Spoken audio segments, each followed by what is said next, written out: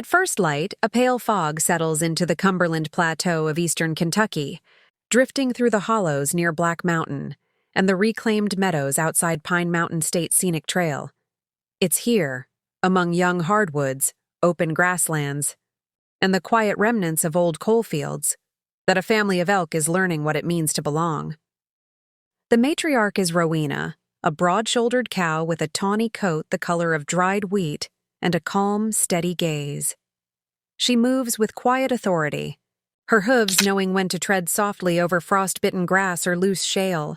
At her side walks Etta, her eldest daughter, slimmer but alert, her ears always swiveling to catch the calls of crows or the distant hum of a road far below the ridge. Trailing close behind are the calves, Ash and Bram, born just last spring. Their coats are darker, still carrying a hint of russet, and their legs seem too long for their bodies, bending awkwardly as they follow the others through switchgrass and goldenrod. They've never known the wide western ranges their ancestors once roamed.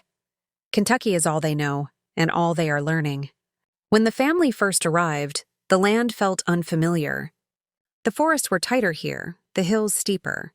The valleys folded in on themselves like secrets. Rowena led them cautiously, teaching them where the grass grew richest, along the edges of reclaimed strip mines where clover and bluestem now thrive. She showed them how to drink from clear creeks fed by mountain springs, and how to shelter beneath hemlocks when summer storms rolled in hard and fast.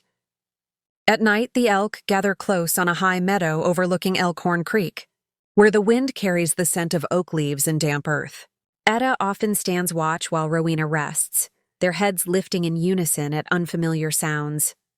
The calves press against their mothers, comforted by warmth and the steady rhythm of breathing.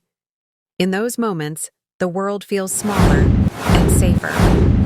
As autumn deepens, change comes quickly.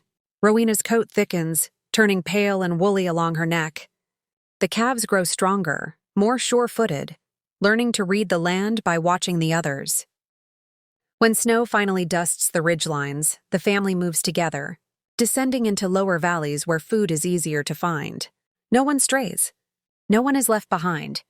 They are new to Kentucky, but the hills are already beginning to recognize them, their tracks etched into muddy paths, their silhouettes etched against dawn-lit ridges. This land, once silent, now echoes with soft grunts and the steady sound of hooves moving as one.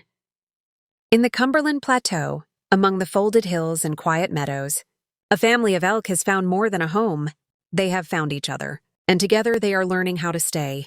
Please like and subscribe.